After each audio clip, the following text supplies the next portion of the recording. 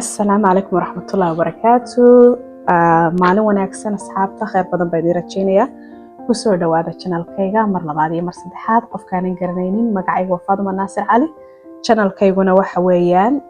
Fatuma Resilience marka kusoo dhawow baan ku leeyahay ana ilaawin mar waliba inaad subscribe ii saartid channelkayga insha Allah oo meel sare aan gaadho hadii la yiraahdo muxuu haayay maanta mawduuca idin sidana waxa weeyaan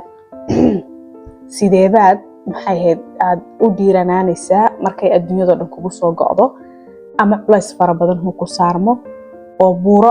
maxay aanad iska qaadi karin ay kugu soo dumaan qaabka aad maxay aad iskala aad ula maxay aad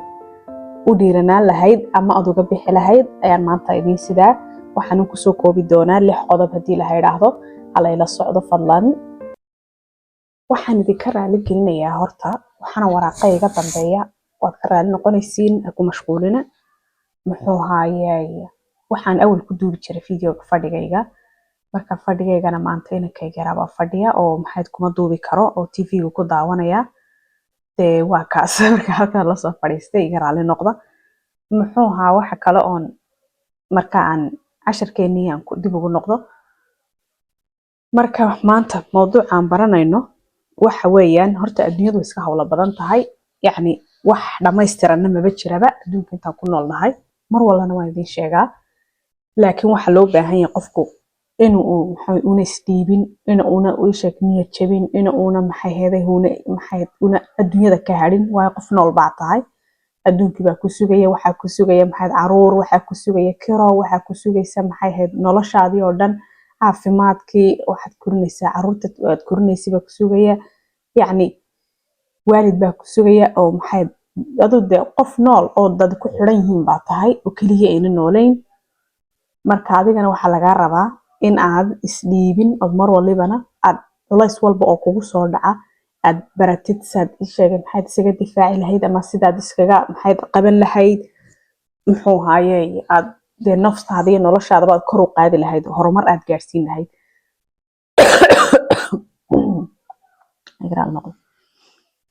marka 6 qodob ee maanta baranayno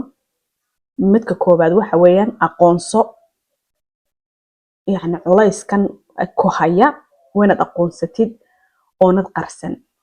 dhibaatada haysata bulshada Soomaalidana ama wadamada intooda badan ay sheegay islaamka badeh run haddaan isku sheegno yani qofka dibka ku dhaca imika maandhaweed waxaan arkaynaa maxay yamaniyad ah oo iska soo turtay dabaqa ugu sareeya oo dhibaato ku dhacday waxa helay maxay odaygii bay haysteen caruur bay haysataa familigoodii kuma noqon karto iyadoo caruurta istaba jiidaysa qofkii lama eegayo macni familigina waxay ka baqayaan furniinkiya wixii inantii dib baa loogu celinayaa qofkii ay ka soo carreysay fahmi waayeen intaas u samaysla noolaayeen waa dhibaatooyinka haysta maxay wacyi la'aanta bulshada Soomaaliyeed iyo dadkan islaamka intay ceeb ka cararayaan ay qofku culays walba uu qarsanaya uu haysanaya uu ku soo dumaya yani horta dalaaqana ilaahay baabada kitaabkiisa ku sheegay oo culays qofku duu qaadi kari waayo waanu iskaga tagaaday mana fiicna haddaad ubad haystid laakiin haddii danta kugu kalifto waad ka tagi kartaa imika mawduucan aan ka hadlayo inta badan wuxuu haystaa dumarka rag way raal noqdaan dumarka yani dhibaatooyinka fara badan ay qabaan waxa weeyaan horta maalinta caadada ka timaado hormoonkeedu isbedelaa maalinta uur yeelato qofka dumarka xaaladeedu way isbedeshaa cid fahmaysa ma jirto qofka dumarka uur kale qof kale oo ama hooyadeed way fahmi kartaa ama walaashada caruur leedahay way fahmi kartaa aniga idan hadlaya wallahi inta single ka ahaa ma dareemi jirin yani waalidnimadu waxay tahay maxay heedaya qofka dumarka marka uurka leedahay xaaladay marayso qofka dumarka markay uurka leedahay markay umusho kadib waxay dareemayso waxyaabahaas oo dhan wallahi ma dareemi jirin runta Ilaahay baa jecel marka anigu waxaan ahay yani experience badan bulshada anigu ku soo dhex noolaa in badan dadka la soo shaqeynay laakiin tan markay timaado xaaladda guurka iyo xaaladda maxay furniinka iyo xaaladda maxay heeday magaceego ina hooyadu waqtiga uurka leedahay yani khalkhalka faraha badan la ku imanaya iyo damage-ka maskaxdeeda soo gaarayaba waxa soo dhanba yani waan soo taabtay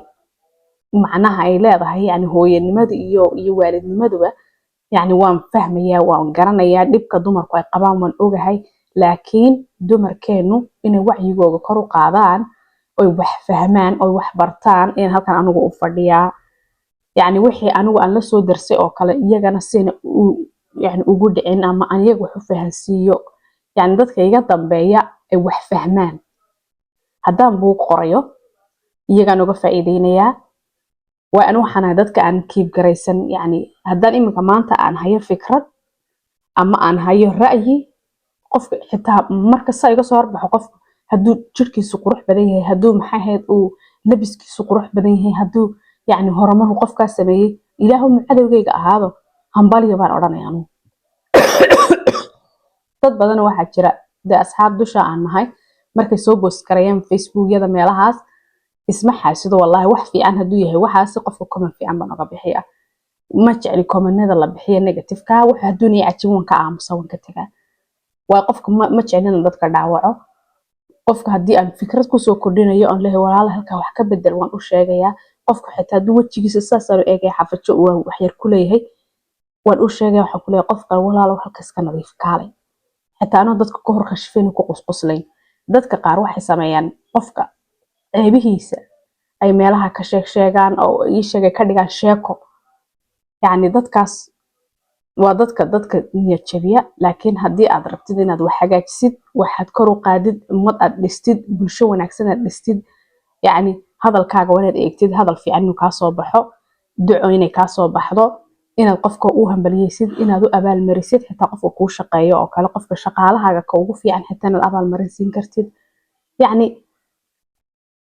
noloshan horta gebigeegaba qofku wuxuu u baahan yahay inuu wax fahmo wacyigiisa kor u qaado mar walibana uu dhinaca positive-ka u eego dhinaca wanaaga isagoon xumaan eegaynin dhaawac fara badan dumarka soo gaadhayana waxaa u sababa horta bulshada lagu dhex nool yahay muxuu ahaay familiga aad ka dhalatay ama aan waxba fahansanayn ama qofka aad la nooshahay oo de waxba macnaba ka garanayn wax macnaba aanan yani haddii la weydiiyo maanta guurka waa maxay aan waxbaba ka sheegi karayn marka iminka motivationkan aan ka hadlay 5 qodob qofku inuu aqoonsanaado culayska haysta waa muhiim una qarsan waa inuu ogaado qofkan ii sheegay waxa dhibaya waa inuu ogaado ii sheegay qofkan inuu maxay ahayd una qarsan qofka qarsada ugu daran waa dadka dhibaatada waxa gaarsiinay waa qarsoodigan ay qarsanayaan dibta ku dhacayso qofka ya bani aadam baan nahay bani aadamkana waxa loogu talagalay inuu wax dareemo dareen la'aanna waa dhibaato wallahi dadkeenu ma aqaano inay bilaa dareen yihiin inay laakiin waxa weeyaan inuu qofku dhibaatada soo gaadho una qarsan uu qofku ugu dhow sheegto uu sheego ducaysto ilaahay wax u sheegto ilaahay u cabdo xataa wallahi markastoo ducaysatid ama aad ilaahay u tukatidna culaysku ka yaraanaya inaad la aragteen mooyaane waa qofka aaminsan inuu ilaahay jiro inuu ilaahay wax fududeyn karo inuu ilaahay wax qaban karo oo adiguna ilaahay kugu eegay imtixaankan adduunyada markaad aad aqoonsatid yani dhibaatadan kugu dhacday waxa ku soo xigtad sameynaysaa inaad yaryaraysid maxay haydeen buurtan kugu soo duntay culayskan kugu soo dumay inaad qodobo yaryar aad ka dhigatid oo isdhaafisid culayskan kugu soo dhacay hal mar inaad ilowsid ama wax kale isku mashquulisid ama aad xasuusnaatid mar waliba in xarur ku sugayso oo maxay waan ogahay oo way kugu adag tahay annagu waan soo marnay dumar badan way soo mareen ya oo dhibaato walba soo qarsaday laakiin wad isku dayaysaa inaad jajabisid culayskan oo u kala saartid oo ii sheegad xasuusatid waxyaabaha soo qabatay ilmahan ku sugaya naftaadan bulshadan kugu tiirsan waalidkaagi waxaan oo dhan xasuusatid oo qadar ay tahay waxaan oo dhan laakiin aad ka gudbi kartid naftaada u sheegtid waa dhaafaysaa waxan ka saddexaad xasuusno mar waliba sababta aad ii sheegay aad u nooshahay sababta aad ii sheegay aad u adkaanaysid sababta aad maxaad u rabtid horumar u gaadhid sababta aad u rabtid inaad adduunkan aad bedeshid ama naftaada aad bedeshid ama noloshaada aad bedeshid iyo ubadka ka dambeeya inaad nolol fiican u samaysid ya intaasiba waa inaad xasuusnaatid oo mar walibana dareenkaaga aad u sheegtid yacni inaad tahay qof yacni dib u hagaagi kara wax u qaban kara oo riya leh oo guul gaari kara oo aragti fog leh dadkeena inta badan hore u niyad jabaan markay waayaan cid wax u qabata cid hagaajisa cid wax u sheegta cid la talisa aad bay u niyad jabaan run ahaantii oo dumarka intooda badan way maxay ahayd way isdhiibaan ha isdhiibana baan idin leeyahay kor u soo kaca adduunkan wax aan dhicinba ma jiraba wax kasta uu dhacayaa hadduu adiga kaa maqan yahay qof kale ku maqan yahay aan wax kugu dhicin marka inaad ku faraxdid maaha dhibaatada qofka walaalkaaya inaad ku xamatid maaha inaad ku caydid maaha inaad meelaha aad kaga sheekaysid maaha inaad hortiisa qofka oo wax kuu sheegta inaad hortiisa si kaftana aad ugu tidhaahdid maaha waxaasoo dhan waa inaad iska ilaalisaan dadkanina ciyaar bay ka dhigtaan lagumana mashquulo qofka bini'aadanka khusuusiyaadkiisa taada ku mashquul waa inta adigu qofka ku mashquulsan taada lagu mashquulsan yahay waxa kale qodobkii afraad isaguna waxaad raadsataa cid adag ama dad aad isleedahay waxbay kula qaban karaan waxbay kaa caawin karaan dadkan waa dad isla jaan qaadi kartiin dadkan waa dad ii sheegay aad la hadli kartid ood aamini kartid oo si karkaaga u dhiiban kartid ama walaasha ha noqoto ama walaalka ha noqdo ama ha noqdo ii sheegay dad yacni aqoon-yahana ama ha noqdaan dad ii sheegay therapist ama ha noqdaan yacni qof baa laga hadlayaa imika tii ilaahay waan ka nimidna imika dhinaca ilaahay ayaan laygu riixin ilaahay isaga maalin walba waad la sheekaysan kartaa daqiiqad kasta iyo second kasta naftaada iyo maskaxdaada iyo adiga ilaahay bay ku xiran tahay shanta waqtiyeed tukanaysidna waa gaar haddaad saqda dhexe ilaahay u kacsido weydiisanaysid ii sheegay dee aad maxay dad ka rabtid maxay caawimaadna waad u kici kartaa salaada adag ku khusaysaa waxaasoo dhan laakiin bani aadamkan ka hadlaya imika bani aadamka aad rabtid aad isleedahay waa dad wax kula qaban kara waa dad adag waa dad isfahmi kartaan waa dad hadday yacni wax ku qabsadaan kor kuu soo qaadi kara ayaa la doondoontaa lama doondoonto qofka kaasii liita ama kaasii hooseeya waxba kula qaban karin dadka qaar baa waxaa jira markaad u sheegatid problemkaaga markaa problemkii ku kale kuugu sii daraya oo culays kale kusii saaraya ood ka cararaysidba dadkaasina waa laga ordaa marka waxa weeye qofkan wuxuu sheegan kartid waxaa laga qofkan ma qof yacni ku xamili karaya ma qoftaada kula qaadi karaya mise waa qof tiisiiba qaadi karla oo dhibaato isagiiba haysato marka tiisa daryeelato kale ugu daraa la yidhaahdaa hadii soomaalidu tiraahdaa qodobka shanaad isaguna naftaada waa inaad siisid maxay waqti ay ku nasato ay ku fikirto isku soo ururiso haddaad waqtigaas siin weydid ood habeen iyo maalin ku mashquulsanaatidna problemkii kugu dhacay culayskii aad siday buurtii aad siday iyo wareerkaad ku dhex jirtay buuq iyo qayladii shaqadii iyo caruurtii family problemkii wixii dhan aad ku dhex jirtidna kama bogsanaysid walaaloy ya motivationna ma helaysid culays kale mooyana kusii saarmeed naftaada inaad waqti siisid ay ku soo noqoto ood aamusnaatid muddo sii ama naftaada waxaad siisaa maalin ama saacado ama 2 cisho inta adiga go-aanku kaa soo gaarayo aad ku nasanaysid waa igala talo naftaada waa in energy ay soo qaadato ay nasato si fiican si ugu fikirto imika markaan rabo inaan nasto ama aan rabo inaan wax qorsheeyo ama aan fikiro keligii baan fadhiistaano inankayga yar ay baadhkeer baan u dhiibi halkaasaan bixi ama dabayshaan u baxo ama keligii halkaas ka yara fadhiisto laakiin waa inaan naftayda waqti siiyo aan ku fikiro isku soo ururiyo energy soo qaato oon xasuusto wixii saxda ah in qabanayo dadka qaar go'aanka waxay gaadhaan iyagoo caaraysan dadka qaar waxay gaadhaan go'aanka iyagoo buuq ku dhex jiro oon ka fiirsanba wixii loo sheegay yacni waxyaabahaas waa khalkhalka ugu badan ee dadka bulshada soomaalida haysta aniguna ka mid ahaabada dadkaas ilaa aan buuqii iyo qayladii aan kasoo dhex baxay aan ku dhex jiray yaa runtana waa taas dadkeena runta way nacaan laakiin runta waa taas maxay heeday naftaada haddaad xaqeeda sii weydidna cidna xaqeeda kuma siinayso nin iyo naagba naftaada inaad xaqeeda siisid cidna kuma siinayso gaar ahaan dumarka wallaahi dumarku aad bay u nugul yihiin aad bay u liitaan caawimaad fara badan bay u baahan yihiin wacyi fara badan bay u baahan yihiin inay fiidiyoyada dhageystaan wixii loo soo gudbinaya ay dhageystaan naftooda kor u soo qaadaan wax ka bedelaan yaa adduunkan wax waliba uu dhacaa wax walibana filo intaad nooshahay wax kasta inuu kugu dhici karo filo yaa wax garantiyo isleedahay maanta nabad baan ku noolaanayaa 30 sano iyo 10 sano iyo oo hal maalin xanaaqi ma hal maalin wax lagu dhici maayaan ma jirto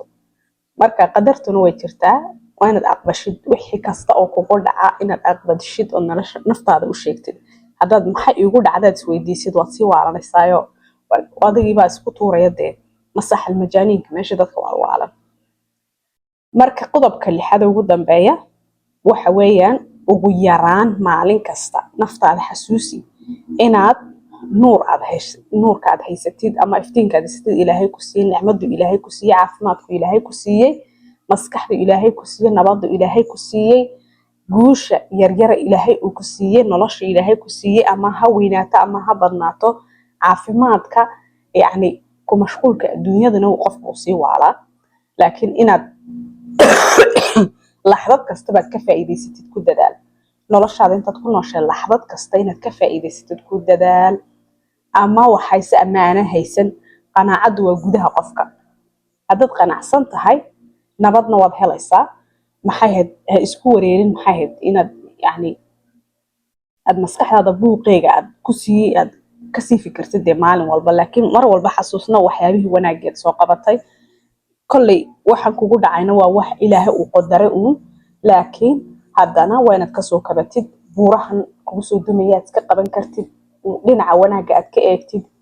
dee waa kaas adduunyada way socotaa annagu waa soconnaa inbaa dhimanaysa inbaa dhalanaysa inbaa farxaysa inbaa murugoonaysa marka idinkana waxaa idin rajaynaya khayr fara badan hana isdhiibina